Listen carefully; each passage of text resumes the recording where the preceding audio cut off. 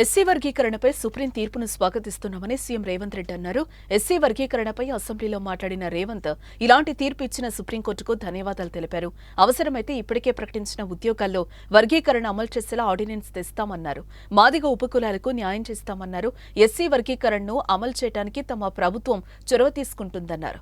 2023 డిసెంబర్లో ఎస్సీ వర్గీకరణపై కాంగ్రెస్ బలమైన వాదనలు వినిపించిందన్నారు.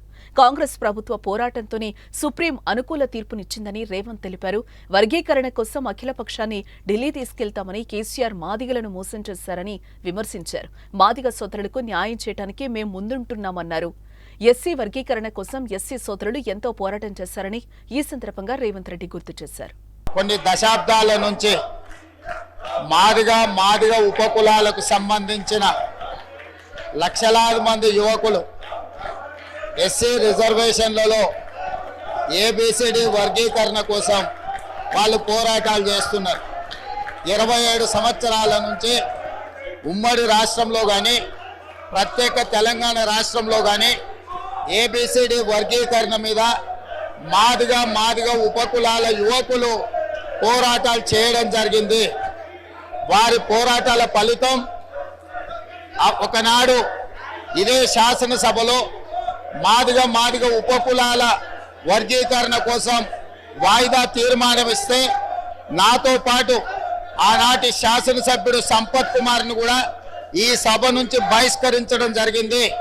గత ప్రభుత్వం ఏబిసిడి వర్గీకరణ మీద కేంద్రానికి ప్రధానమంత్రికి విజ్ఞప్తి చేయడానికి అఖిల పక్షాన్ని తీసుకెళ్తామని చెప్పి తీసుకుపోకుండా మాదిగ సోదరులను మోసం చేయడం జరిగింది. కానీ డిసెంబర్ 3, 2023 నాడు ప్రజాప్రభుత్వం బాధ్యత తీసుకున్న తర్వాత తక్షణమే మా ఉప ముఖ్యమంత్రి గారి సూచన మేరకు మాజీ ఉప ముఖ్యమంత్రి ప్రస్తుత మంత్రి దామోదర్ రాజనరసింహ గారి నేతృత్వంలో మా శాసనసభ్యులందరినీ అడ్వకేట్ జనరల్ ని ఢిల్లీకి సుప్రీంకోర్టుకు పంపించి న్యాయ కోవిధులతోని చర్చించి సుప్రీంకోర్టులో బలమైన వాదనను తెలంగాణ రాష్ట్ర ప్రభుత్వం కాంగ్రెస్ ప్రభుత్వం వినిపించడంతో ఈనాడు సుప్రీంకోర్టు మాదిగ ఉపకులాల వర్గీకరణకు అనుకూలమైన తీర్పునివ్వడం జరిగింది.